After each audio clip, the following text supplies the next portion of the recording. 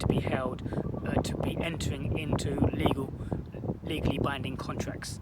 So in that way, with Balfour versus Balfour, it wasn't a legally binding contract because it was a domestic agreement.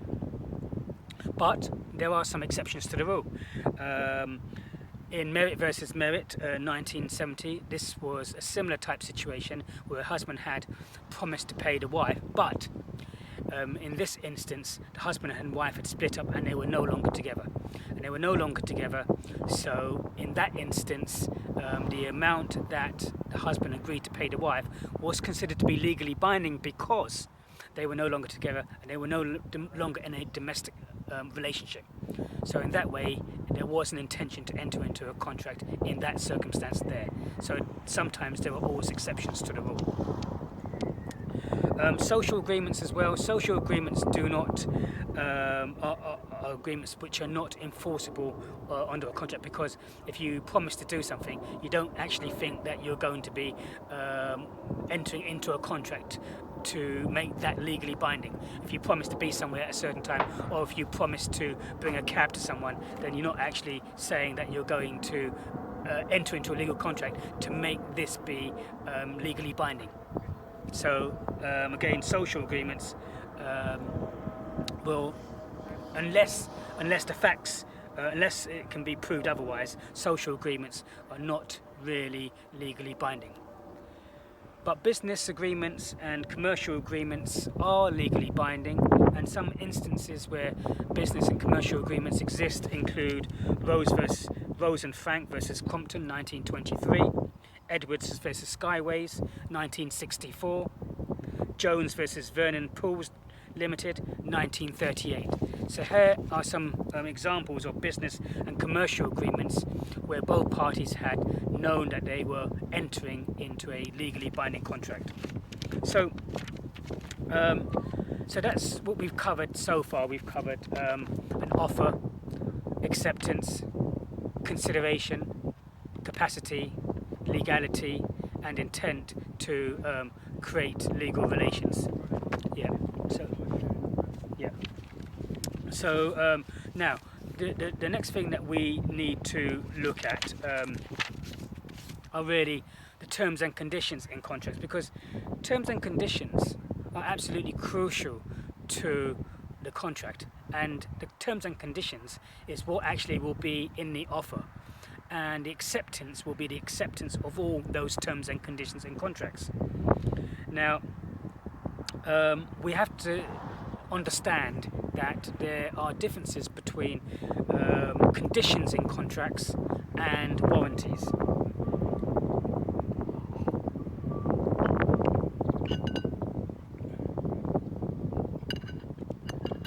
So, excuse me.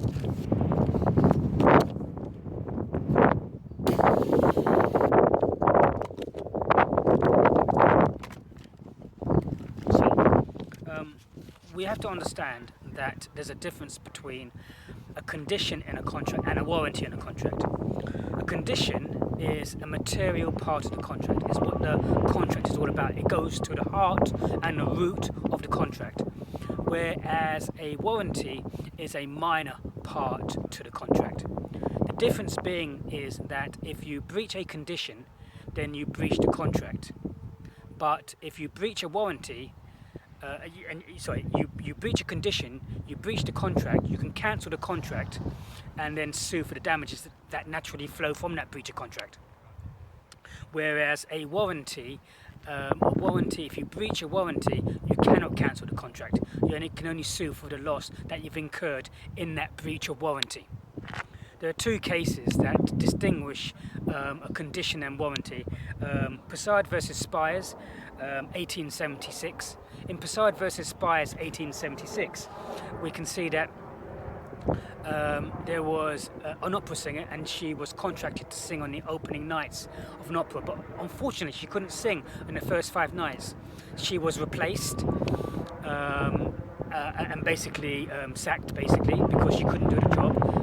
She took the opera house to court, and it was held. In fact, this was actually a breach of condition, because she had to be there. It was the most important thing. Appearing attending on the most important nights, the opening nights, which could make or break the success of that opera, was absolutely key and crucial to the contract. So because she couldn't attend, they considered that to be a breach of condition, therefore a breach of contract. So they could terminate her contract of employment. And then in the second case for a warranty, this is seen as Bettini.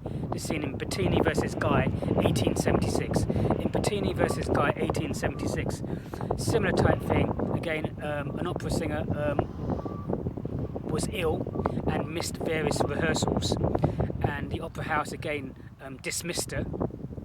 But she sued them, and the court and the judge held, in fact, they couldn't sack her because, you know, this was only really a breach of warranty.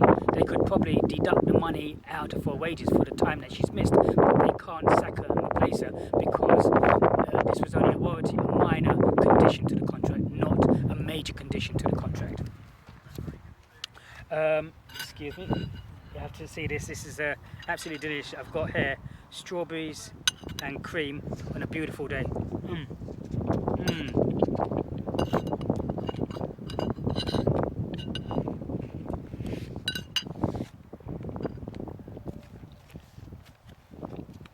Now,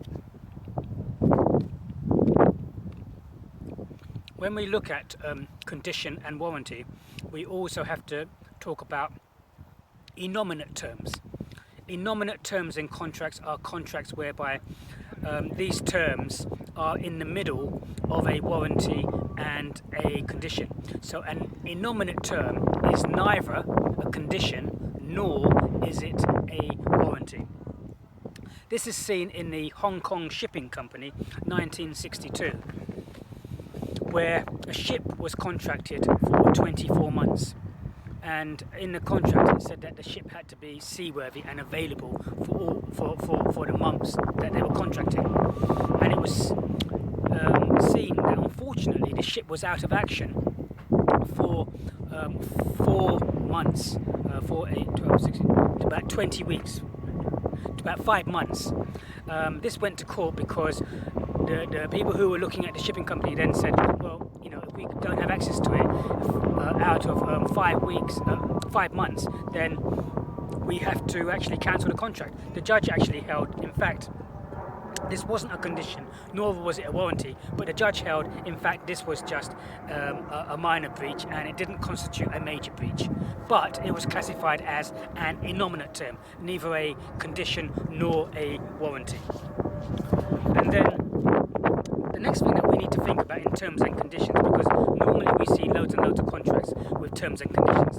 So the last thing that we need to see in this is exclusion clauses in the terms and conditions. How often do we see exclusion clauses in terms and conditions, and then we sign a contract because we feel that we need to?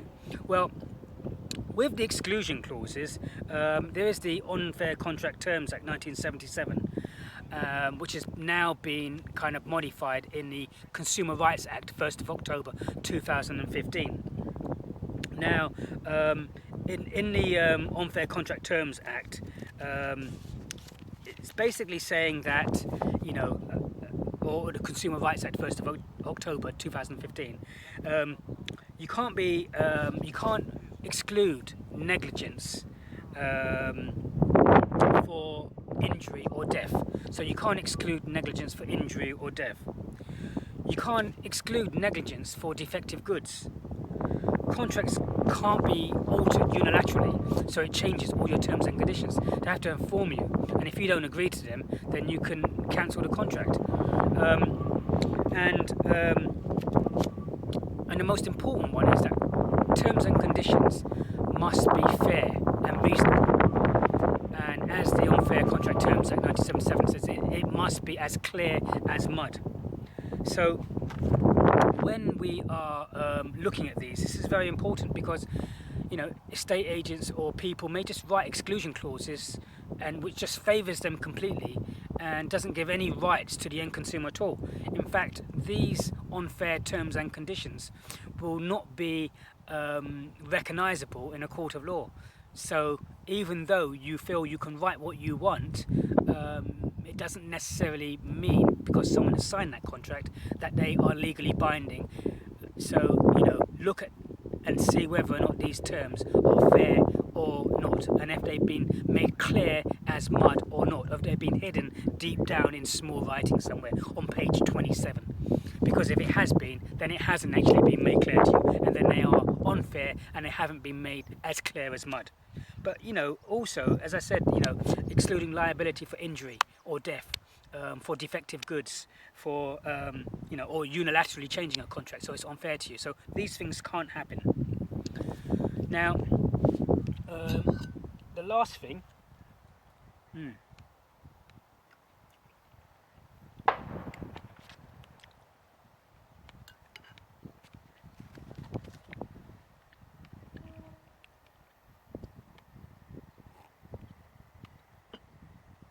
Now, the last thing that we need to look at in terms of terms are express terms and implied terms. Express terms are mentioned and agreed in the contract, but there are implied terms. So terms can actually be implied and they don't actually need to be written in the contract. Terms can be implied by the Sales of Goods Act 1979 and also the Consumer Rights Act 1st of October